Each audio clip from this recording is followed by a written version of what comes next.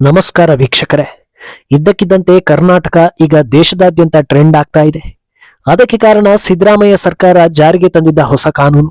ಇನ್ಮುಂದೆ ಖಾಸಗಿ ಉದ್ಯೋಗಗಳಲ್ಲೂ ಮೀಸಲಾತಿ ಇರುತ್ತೆ ಅಂತ ರಾಜ್ಯ ಸರ್ಕಾರ ಹೇಳಿದ್ದೇ ತಡ ಇಡೀ ದೇಶದಾದ್ಯಂತ ಈ ಬಗ್ಗೆ ದೊಡ್ಡ ಮಟ್ಟದಲ್ಲಿ ಚರ್ಚೆಗಳು ಶುರುವಾಗಿದೆ. ದೊಡ್ಡ ದೊಡ್ಡ ಕಂಪನಿಗಳ ಮಾಲೀಕರು ಇದರ ವಿರುದ್ಧ ದನಿ ಏರಿಸ್ತಾ ಇದ್ದಾರೆ. ಈ ರೀತಿ ನಿಯಮಾವಳಿಗಳನ್ನ ತರಬಾರದು, ಇದರಿಂದ ಪ್ರಗತಿ ಸಾಧ್ಯವಿಲ್ಲ ಅಂತ ವಾದಿಸ್ತಾ ಇದ್ದಾರೆ. ಹಾಗಿದ್ರೆ ಕನ್ನಡಿಗರಿಗೆ ಆದ್ಯತೆ ಕೊಡಬೇಕು ಅನ್ನೋ ಸಿದ್ದರಾಮಯ್ಯ ಸರ್ಕಾರದ ನಿಲುವು ತಪ್ಪ? ಇದರಿಂದ ಯಾರಿಗೆ ಎಫೆಕ್ಟ್ ಆಗುತ್ತೆ, ಲಾಭ ಯಾರಿಗೆ ಆಗುತ್ತೆ? ಯಾವ ಚರ್ಚೆಯೂ ಇಲ್ಲದೆ ಇದ್ದಕ್ಕಿದ್ದ ಹಾಗೆ ಈ ನಿಯಮ ಜಾರಿ ಮಾಡೋದ್ರ ಹಿಂದೆ ಇರೋ ಉದ್ದೇಶ ಏನು? ಇದು ಡಿಕೆಶಿಗೆ ಸಿದ್ದರಾಮಯ್ಯ ಕೊಟ್ಟ ಟಕ್ಕರ? ಇದೆಲ್ಲವೂ ಕೂಡ ಈಗ ಚರ್ಚೆಗೆ ದಾರಿ ಮಾಡಿಕೊಡ್ತಾ ಇದೆ. ಇದೆಲ್ಲವನ್ನ ಒನ್ ಬೈ ಒನ್ ವಿವರಿಸ್ತಾ ಹೋಗ್ತೀವಿ. ಈ ವಿಡಿಯೋವನ್ನ ತಪ್ಪದೆ ಕೊನೆ ತನಕ ನೋಡಿ. ಅದಕ್ಕೂ ಮುನ್ನ ಮೀಡಿಯಾ ಮಾನ್ಸ್ಟರ್ ಚಾನಲ್ ಅನ್ನ ತಪ್ಪದೆ ಸಬ್ಸ್ಕ್ರೈಬ್ ಮಾಡಿ. ಎಸ್, ಕಳೆದ ಕೆಲ ದಿನಗಳಿಂದ ಆ ಹಗರಣ ಈ ಹಗರಣ ಅಂತ ಸದ್ದು ಮಾಡ್ತಾ ಇದ್ದ ಕರ್ನಾಟಕದಲ್ಲಿ ಇಂದು ಮತ್ತೊಂದು ಸುದ್ದಿ ಸದ್ದು ಮಾಡುತ್ತೆ. ಸಿಎಂ ಸಿದ್ದರಾಮಯ್ಯ ರಾಜ್ಯದಲ್ಲಿನ ಎಲ್ಲಾ ಖಾಸಗಿ ಉದ್ಯಮಗಳಲ್ಲಿ ಸಿ ಮತ್ತು ಡಿ ವರ್ಗದ ಹುದ್ದೆಗಳಲ್ಲಿ ಕನ್ನಡಿಗರಿಗೆ 100% ಮೀಸಲಾತಿ ಸೇರಿದಂತೆ 7 ಮಸೂದೆಗಳನ್ನ ಮಂಡಿಸಲು ರಾಜ್ಯ ಸಚಿವ ಸಂಪುಟ ಸಭೆಯಲ್ಲಿ ಅನುಮೋದನೆ ನೀಡಲಾಗಿದೆ ಅಂತ ತಿಳಿಸ್ತಾರೆ. ಸಿಎಂ ಅಧಿಕೃತವಾಗಿ ಟ್ವೀಟ್ ಮಾಡುವ ಮೂಲಕ ಈ ಮಾಹಿತಿಯನ್ನ ಹಂಚಿಕೊಳ್ತಾರೆ. ಕನ್ನಡಿಗರ ಹಿತ ಕಾಪಾಡುವುದು ರಾಜ್ಯ ಸರ್ಕಾರದ ಆದ್ಯತೆಯಾಗಿದೆ. ರಾಜ್ಯದ ಎಲ್ಲಾ ಖಾಸಗಿ ಉದ್ಯಮಗಳಲ್ಲಿ ಸಿ ಮತ್ತು ಡಿ ದರ್ಜೆಯ ಹುದ್ದೆಗಳಿಗೆ 100% ಕನ್ನಡಿಗರ ನೇಮಕ ಕಡ್ಡಾಯಗೊಳಿಸುವ ಮಸೂದೆಗೆ ನಿನ್ನೆ ನಡೆದ ಸಚಿವ ಸಂಪುಟ ಸಭೆ ಅನುಮೋದನೆ ನೀಡಿದೆ. ಕನ್ನಡಿಗರು ಉದ್ಯೋಗದಿಂದ ವಂಚಿತರಾಗುವುದನ್ನ ತಪ್ಪಿಸಬೇಕು ಅನ್ನೋದು ನಮ್ಮ ಸರ್ಕಾರದ ಆಶಯವಾಗಿದೆ. ಕನ್ನಡ ನಾಡು ಮಾತೃಭೂಮಿಯಲ್ಲಿ ನೆಮ್ಮದಿಯ ಬದುಕು ಕಟ್ಟಿಕೊಳ್ಳಲು ಅವಕಾಶ ಕಲ್ಪಿಸಿಕೊಡಬೇಕು. ಕನ್ನಡಿಗರ ಹಿತ ಕಾಪಾಡುವುದೇ ನಮ್ಮ ಆದ್ಯತೆ ಅಂತ ತಮ್ಮ ಎಕ್ಸ್ ಖಾತೆಯಲ್ಲಿ ಬರೆದುಕೊಳ್ತಾರೆ. ಇಷ್ಟಾಗಿದ್ದೇ ತಡ ಇದು ಸುನಾಮಿಯಂತೆ ನ್ಯಾಷನಲ್ ನ್ಯೂಸ್ ಆಗುತ್ತೆ. ಎಲ್ಲಾ ಕಡೆಯಿಂದ ಪ್ರತಿಕ್ರಿಯೆ ಬರೋದಕ್ಕೆ ಶುರುವಾಗುತ್ತೆ. ಈ ಬಗ್ಗೆ ಮೊದಲು ಪ್ರತಿಕ್ರಿಯೆ ನೀಡೋ ಬಯೋಕಾನ್ ಮುಖ್ಯಸ್ಥೆ ಕಿರಣ್ ಮಾಜುಂದಾರ್ ಶಾ ಈ ನಿಯಮವನ್ನ ಖಂಡಿಸ್ತಾರೆ. ವಾಣಿಜ್ಯ ಸಂಸ್ಥೆಗಳು ನಡೆಯೋದು ಸ್ಕಿಲ್ ಹಾಗೂ ಟ್ಯಾಲೆಂಟ್ ನಿಂದ. ಯಾವ ಆಯಾಮದಲ್ಲಿ ಯೋಚಿಸಿದ್ರೂ ಇಲ್ಲಿ ಮೀಸಲಾತಿ ತರೋದಕ್ಕೆ ಸಾಧ್ಯವಿಲ್ಲ. ಕೇವಲ ಸ್ಥಳೀಯರಿಗೆ ಕಡ್ಡಾಯವಾಗಿ ಉದ್ಯೋಗ ನೀಡಬೇಕು ಅನ್ನೋ ಸಲುವಾಗಿ ನಮ್ಮ ಸಂಸ್ಥೆಗಳನ್ನ ನಾವು ಹಾಳು ಮಾಡಿಕೊಳ್ಳೋದಕ್ಕೆ ಇಷ್ಟಪಡೋದಿಲ್ಲ ಅಂತ ಪ್ರತಿಕ್ರಿಯೆ ನೀಡ್ತಾರೆ. ಇದರ ಬೆನ್ನಲ್ಲೇ ಮೋಹನ್ ದಾಸ್ ಪೈ ಕೂಡ ಪ್ರತಿಕ್ರಿಯೆ ನೀಡಿದ್ದು, ಸಿದ್ದರಾಮಯ್ಯರಂತ ಒಬ್ಬ ಅನುಭವಿ ರಾಜಕಾರಣಿ ಈ ರೀತಿಯ ನಿಯಮಗಳನ್ನ ತರ್ತಾರೆ ಅಂದ್ರೆ ಅದನ್ನ ಒಪ್ಪೋದಕ್ಕೆ ಸಾಧ್ಯವಿಲ್ಲ ಅಂತ ಹೇಳ್ತಾರೆ. ವಾಣಿಜ್ಯ ಸಂಸ್ಥೆಗಳು ಹಾಗೂ ಕೈಗಾರಿಕೆಗಳು ಈ ರೀತಿಯ ನಿಯಮಗಳನ್ನ ಅನುಸರಿಸಿ ಉದ್ಧಾರ ಆಗೋದಕ್ಕೆ ಸಾಧ್ಯವಿಲ್ಲ ಅಂತ ಹೇಳ್ತಾರೆ. ಒಂದು ಸಂಸ್ಥೆ ಬೆಳವಣಿಗೆ ಆಗ್ಬೇಕು ಅಂದ್ರೆ ಅದಕ್ಕೆ ಅರ್ಹ ಉದ್ಯೋಗಿಗಳ ಆಯ್ಕೆ ಆಗ್ಬೇಕು. ಯಾರಲ್ಲಿ ಆ ಅರ್ಹತೆ ಇರುತ್ತೋ ಅವರಿಗೆ ಕೆಲಸ ಸಿಕ್ಕೇ ಸಿಗುತ್ತೆ. ಕರ್ನಾಟಕದಲ್ಲಿ ಈ ರೀತಿಯ ನಿಯಮ ತಂದ್ರೆ ಪ್ರತಿ ವ್ಯಕ್ತಿಯ ಇಂಟರ್ವ್ಯೂ ಮಾಡೋ ಹೊತ್ತಲ್ಲಿ ಕನ್ನಡ ಪರೀಕ್ಷೆ ನೀಡೋ ಪರಿಸ್ಥಿತಿ ಬರುತ್ತೆ. ಇದೆಲ್ಲ ಆಗಿ ಹೋಗೋ ವಿಷಯಗಳಲ್ಲ. ಈ ಹಿಂದೆ ಹರಿಯಾಣದಲ್ಲೂ ಇಂಥದ್ದೇ ಕಾನೂನು ಜಾರಿ ಮಾಡೋದಕ್ಕೆ ಮುಂದಾಗಿದ್ರು. ಆದ್ರೆ ಕೋರ್ಟ್ ಇದು ಅಸಂವಿಧಾನಿಕ ಅಂತ ಹೇಳಿ ಆ ನಿಯಮವನ್ನ ತೆಗೆದುಹಾಕ್ತು. ಇಲ್ಲೂ ಕೂಡ ಇಂಥ ನಿಯಮಗಳು ಬಂದ್ರೆ ನಾವು ಕೋರ್ಟ್ ಮೊರೆ ಹೋಗ್ಬೇಕಾಗತ್ತೆ ಅಂತ ಹೇಳಿದ್ರು. ಅಲ್ಲದೆ ಡಿಸಿಎಂ ಡಿಕೆ ಶಿವಕುಮಾರ್ ತಮ್ಮನ್ನ ತಾವು ಉದ್ಯಮಿ ಅಂತ ಹೇಳ್ಕೊಳ್ತಾರೆ. ಈ ರೀತಿ ನಿಯಮ ಜಾರಿ ಮಾಡಿದ್ರೆ ಉದ್ಯಮ ಬೆಳೆಯೋದಕ್ಕೆ ಸಾಧ್ಯವಿಲ್ಲ ಅನ್ನೋ ಸೆನ್ಸ್ ಅವರಿಗೆ ಇಲ್ವಾ? ಬೆಂಗಳೂರನ್ನ ಹಾಗೆ ಬೆಳೆಸ್ತೀವಿ ಹೀಗೆ ಬೆಳೆಸ್ತೀವಿ ಅಂತ ಹೇಳುವವರು ಇಂಥ ನಿಯಮ ತರ್ತಾರ ಅಂತ ಪ್ರಶ್ನೆ ಮಾಡಿದ್ರು. ಅಲ್ಲದೆ ಕರ್ನಾಟಕದ ಐಟಿ ಮಿನಿಸ್ಟರ್ ಕಳೆದ ವಾರವಷ್ಟೇ ದೊಡ್ಡ ದೊಡ್ಡ ಅಭಿವೃದ್ಧಿ ಬಗ್ಗೆ ಮಾತನಾಡಿದ್ರು. ಈ ರೀತಿ ನಿಯಮ ತಂದ್ರೆ ಬೆಂಗಳೂರು ಐಟಿ ಹಬ್ ಅನ್ನು ಪಟ್ಟವನ್ನ ಕಳೆದುಕೊಳ್ಳೋದಿಲ್ವಾ ಅಂತ ಪ್ರಶ್ನಿಸಿದ್ರು. ಇನ್ನು ಕೇವಲ ಉದ್ಯಮಿಗಳಿಂದ ಮಾತ್ರವಲ್ಲದೆ ಸಾರ್ವಜನಿಕ ವಲಯದಿಂದ ಕೂಡ ಈ ನಿರ್ಧಾರದ ಬಗ್ಗೆ ಆಕ್ರೋಶ ವ್ಯಕ್ತವಾಯಿತು. ತಮ್ಮ ರಾಜಕೀಯ ತೆವಲಿಗೆ ಇಂಥ ನಿಯಮಗಳನ್ನ ಜಾರಿ ಮಾಡಿದ್ರೆ ಬೆಂಗಳೂರಿಂದ ದೊಡ್ಡ ದೊಡ್ಡ ಕಂಪನಿಗಳು ವಾಪಸ್ ಹೋಗುತ್ತವೆ. ಇಷ್ಟು ದಿನ ಪ್ರೊಸೀಜರ್ ಪ್ರಕಾರ ಕಂಪನಿಗಳು ಇಂಟರ್ವ್ಯೂ ಮಾಡಿ ಅವರಿಗೆ ಸರಿ ಹೊಂದುವ ರೀತಿಯ ಯುವಕ ಯುವತಿಯರನ್ನ ಕೆಲಸಕ್ಕೆ ಪಡೀತಾ ಇದ್ರು.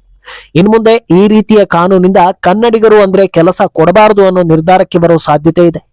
ಯಾವುದನ್ನು ಕೂಡ ಯೋಚನೆ ಮಾಡದೆ ಚರ್ಚೆ ಮಾಡದೆ ಈ ರೀತಿ ಕಾನೂನು ತಂದು ಶ್ರಮಜೀವಿಗಳ ಹೊಟ್ಟೆಗೆ ಹೊಡೆಯೋದಕ್ಕೆ ಸರ್ಕಾರ ಯತ್ನಿಸ್ತಾ ಇದೆ ಅನ್ನೋ ಆರೋಪ ಕೇಳಿ ಬರ್ತಾ ಇದೆ. ಅಲ್ಲದೆ ಕರ್ನಾಟಕದಲ್ಲಿ ಬೇರೆ ಊರಿನ ಜನರು ಕೆಲಸ ಮಾಡ್ತಾ ಇರೋ ಹಾಗೆ ನಮ್ಮ ರಾಜ್ಯದ ಜನರು ಕೂಡ ದೇಶದ ನಾನಾ ಭಾಗಗಳಲ್ಲಿ ಕೆಲಸ ಮಾಡ್ತಾ ಇದ್ದಾರೆ. ಅವರನ್ನೆಲ್ಲ ಅಲ್ಲಿಂದ ಓಡಿಸಿದರೆ ಏನ್ ಮಾಡ್ತೀರಾ? ಈ ರೀತಿಯ ನಿಲುವಿನಿಂದ ರಾಜ್ಯದಲ್ಲಿ ನಿರುದ್ಯೋಗ ಜಾಸ್ತಿ ಆದ್ರೆ ಅದಕ್ಕೆ ಏನು ಪರಿಹಾರ ಕೊಡ್ತೀರಾ ಅಂತ ಜನರು ಪ್ರಶ್ನೆ ಮಾಡೋದಕ್ಕೆ ಶುರು ಮಾಡಿದ್ರು. ಇಷ್ಟೆಲ್ಲಾ ವಿರೋಧ ಆಕ್ರೋಶಗಳು ವ್ಯಕ್ತವಾಗ್ತಾ ಇದ್ದಂತೆ ಇನ್ನೊಂದು ದೊಡ್ಡ ವಿಚಾರ ಬಂತು. ಅದೇನಂದ್ರೆ ಇದ್ದಕ್ಕಿದ್ದಂತೆ ಸಿದ್ದರಾಮಯ್ಯ ಹೊಸ ಕಾನೂನಿನ ಬಗ್ಗೆ ಹೇಳಿದ್ದ ಟ್ವೀಟ್ ಅನ್ನ ಡಿಲೀಟ್ ಮಾಡಿದ್ದಾರೆ ಅಂತ. ಸಿದ್ದರಾಮಯ್ಯ ಏಕಾಏಕಿ ಟ್ವೀಟ್ ಡಿಲೀಟ್ ಮಾಡೋದಕ್ಕೆ ಕಾರಣ ಏನು ಅನ್ನೋ ಪ್ರಶ್ನೆಗಳು ಕೂಡ ಉದ್ಭವಿಸುತ್ತೆ. ಸಿಎಂ ಖಚಿತ ಮಾಹಿತಿ ನೀಡದೇ ಇರೋದ್ರಿಂದ ಡಿಲೀಟ್ ಮಾಡಿದ್ದಾರೆ ಅಂತ ಚರ್ಚೆ ಆಗುತ್ತೆ. ಸಿ ಮತ್ತು ಡಿ ದರ್ಜೆಗಳ ಹುದ್ದೆಗಳಿಗೆ 100% ಅನ್ನೋದು ಇತ್ತು. ಆದರೆ ಬಿಲ್ನಲ್ಲಿ ಆ ರೀತಿ ಇರಲಿಲ್ಲ. ಮ್ಯಾನೇಜ್ಮೆಂಟ್ ಕೋಟಾದಲ್ಲಿ 50%, ನಾನ್ ಮ್ಯಾನೇಜ್ಮೆಂಟ್ ಕೋಟಾ 70% ಅನ್ನೋ ನಿಯಮ ಬಿಲ್ ನಲ್ಲಿ ಇದೆ. ಹೀಗಾಗಿ ಸಿಎಂ 100ಕ್ಕೆ 100ರಷ್ಟು ಅನ್ನೋ ಪದ ಬಳಕೆ ಟ್ವೀಟ್ ನಲ್ಲಿ ಮಾಡಿದ್ದಕ್ಕೆ ಡಿಲೀಟ್ ಮಾಡಿದ್ದಾರೆ ಅನ್ನೋ ಚರ್ಚೆಗಳು ಶುರುವಾಗುತ್ತೆ. ಇದೆಲ್ಲದರಿಂದ ಆಚೆಗೆ ರಾಜಕೀಯ ವಲಯದಲ್ಲಿ ಬೇರೆಯದೇ ರೀತಿಯ ಚರ್ಚೆಗಳಾಗ್ತಾ ಇದೆ. ಅದೇನಂದ್ರೆ ಈ ಕಾನೂನು ಜಾರಿ ಮಾಡಿದ್ದು ಆಮೇಲೆ ದಿಢೀರಂತ ಡಿಲೀಟ್ ಮಾಡಿದ್ದು ಮಾಧ್ಯಮಗಳನ್ನ ಡೈವರ್ಟ್ ಮಾಡೋದಕ್ಕ ಅಂತ ಚರ್ಚೆಗಳಾಗ್ತಾ ಇದೆ. ಯಾಕಂದ್ರೆ ಕಳೆದ ಕೆಲ ದಿನಗಳಿಂದ ಕರ್ನಾಟಕ ಸರ್ಕಾರದ ಮೇಲೆ ಬ್ರಹ್ಮಾಂಡ ಭ್ರಷ್ಟಾಚಾರದ ಆರೋಪಗಳು ಬರ್ತಾ ಇವೆ. ಸ್ವತಃ ಸಿಎಂ ಸಿದ್ದರಾಮಯ್ಯ ಮೇಲೆ ಮುಡಾ ಕೇಸ್ ತಗಲಾಕೊಂಡಿದೆ.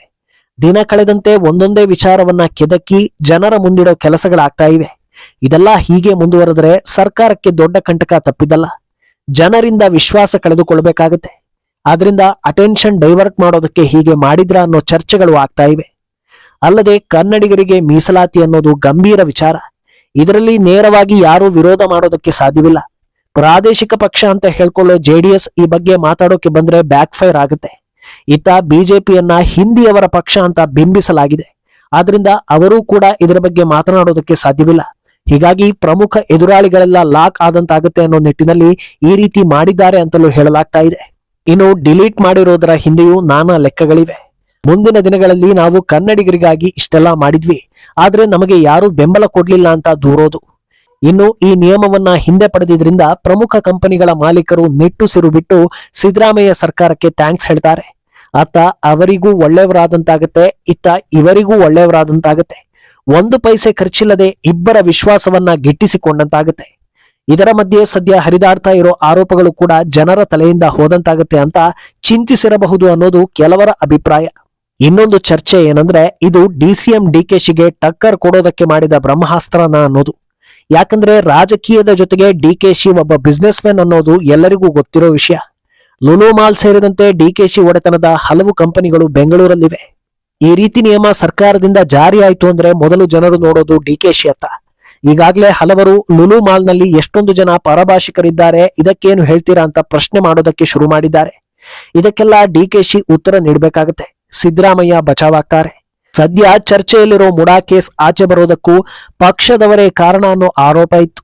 ಅದಕ್ಕೆ ಈ ಮೂಲಕ ಸರಿಯಾದ ಉತ್ತರ ನೀಡೋದಕ್ಕೆ ಸಿದ್ದರಾಮಯ್ಯ ಮುಂದಾದರ ಅಂತಲೂ ಜನ ಮಾತಾಡ್ಕೊಳ್ತಾ ಇದ್ದಾರೆ. ಒಟ್ನಲ್ಲಿ ಇಂಥ ಕಾನೂನುಗಳು ಜನಜೀವನಕ್ಕೆ ಅಪಾಯ ಅನ್ನೋದು ಮೇಲ್ನೋಟಕ್ಕೆ ಕಾಣೋ ಸತ್ಯ. ಯಾಕಂದ್ರೆ ಯಾವುದೋ ಔಷಧ ಸಂಸ್ಥೆಯಲ್ಲೋ ಅಥವಾ ವೈದ್ಯಕೀಯ ಸಂಸ್ಥೆಯಲ್ಲೋ ಅದರ ಬಗ್ಗೆ ತಿಳುವಳಿಕೆ ಇಲ್ಲದೆ ಇರೋ ಜನರಿಗೆ ಒತ್ತಾಯದಿಂದ ಕೆಲಸ ನೀಡಿದ್ರೆ ನಾಳೆ ಯಾರದಾದ್ರೂ ಜೀವಕ್ಕೆ ಹೆಚ್ಚು ಕಡಿಮೆ ಆದ್ರೆ ಯಾರು ಹೊಣೆ ಅನ್ನೋದು ವಿದ್ಯಾವಂತರ ಪ್ರಶ್ನೆ. ಈ ಬಗ್ಗೆ ನಿಮ್ಮ ಅಭಿಪ್ರಾಯವನ್ನ ತಪ್ಪದೆ ಕಾಮೆಂಟ್ ಮೂಲಕ ತಿಳಿಸಿ.